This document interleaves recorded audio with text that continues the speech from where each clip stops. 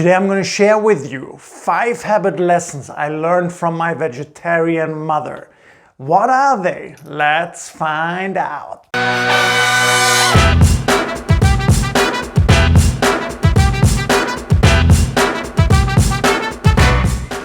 By the way, if you're new here, don't be shy. Come on, hit that subscribe button. So my mother, she's almost 70 years now. She's been a vegetarian for 50 plus years, pretty much my entire life that I know her, and I've been raised half vegetarian. But I don't want to talk about becoming vegetarian or anything. I am not, by the way, even though I was raised kind of half vegetarian by my mother. But I want to dive into what are some of the habit tips that we can take away from what I learned and what I've witnessed with my mother. And the first thing is really that it's all about identity. When it comes to habit building, right? For a vegetarian, vegetarians believe, like my mother as well, that's their identity. I am a vegetarian, right? There's no question in their mind, am I going to eat meat? Am I not going to eat meat, right? With the identity comes a very clear set of guidelines that I'm not going to eat meat. True? So for you as well, when you want to build a new habit, you got to attach it to an identity, right? A runner runs, correct? A rider rides, true?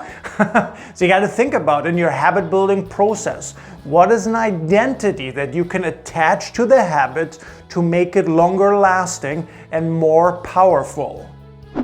Number 2, be flexible and open-minded when you're building your habits. So, as a vegetarian, for my mother's case and anybody else as well, there are certain situations where you go to a restaurant and they don't have a vegetarian dish, right? And you didn't know that in advance. And the people that you're with, they might not have known that in advance. So you got to be flexible and open-minded, right, in your process. And sometimes you got to build a meal from different side dishes because there's no other option, no other way around it. Right? Or maybe persuade the group to go to another place. That is another option as well. Right? But you always got to ask yourself, how can I be flexible in my habit building process? How can I still make it happen? To give you another example, a mentor of mine, right? He was a runner. He loves running, right? The challenge that he had with his business was that he flew around the country and around the world for that matter a lot.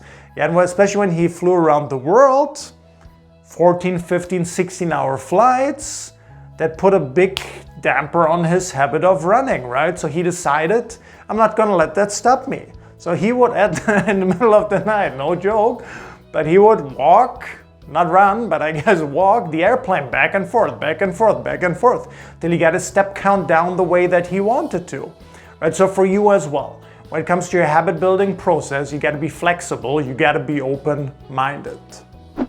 Number 3, you have to communicate what you stand for clearly. To build that new habit with that new identity, you gotta communicate it clearly. Usually for people, like my mom who are vegetarian, they clearly have to communicate, hey, I'm not eating any meat. Whereas I gotta tell you though, the identity of course helped that because people around them instantly know, okay, she's not eating any meat. So for you as well, when you want to build a new habit, you gotta draw that line in the sand, so to speak. You gotta let people know what you stand for and what you don't stand for anymore. And sometimes, unfortunately, not everybody will be happy with it. That's not the point. When you're building your habits, it's about you. It's about your well-being, right? It's about your future, your success, your career. So you gotta decide which line in the sand do you actually want to draw. And then communicate it clearly. Number 4, another great thing we can learn for habits is that if we build great habits, it really becomes our fountain of youth. It becomes our fountain of youth. You look younger when you build great habits. So in my mother's case as well, right? I got married now, it's been 11 years ago. I just had my anniversary recently with my wonderful wife. When my mother was at the wedding, she was standing right next to me at the beginning, right?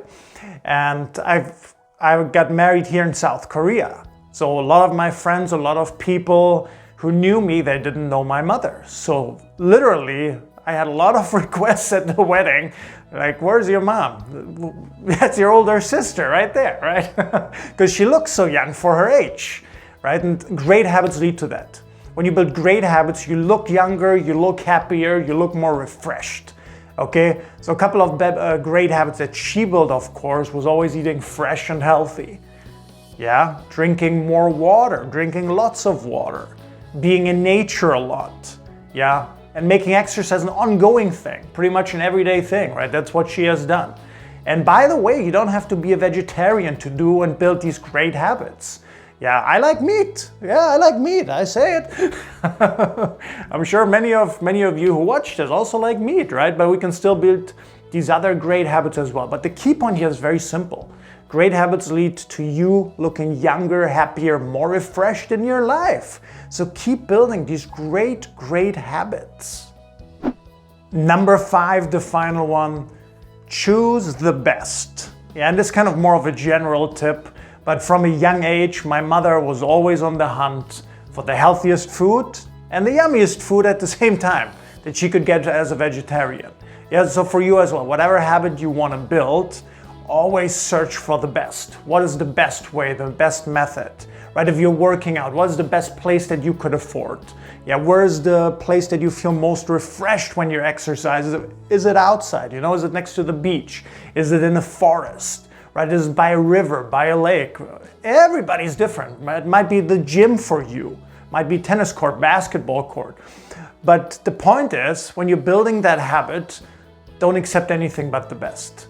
Yeah, go for the best. Keep searching until you find. So for example, again, in the habit of exercise, find that specific exercise that you enjoy the most, that brings you the most joy, that you could do day and night. Yeah, that doesn't feel like exercise at all.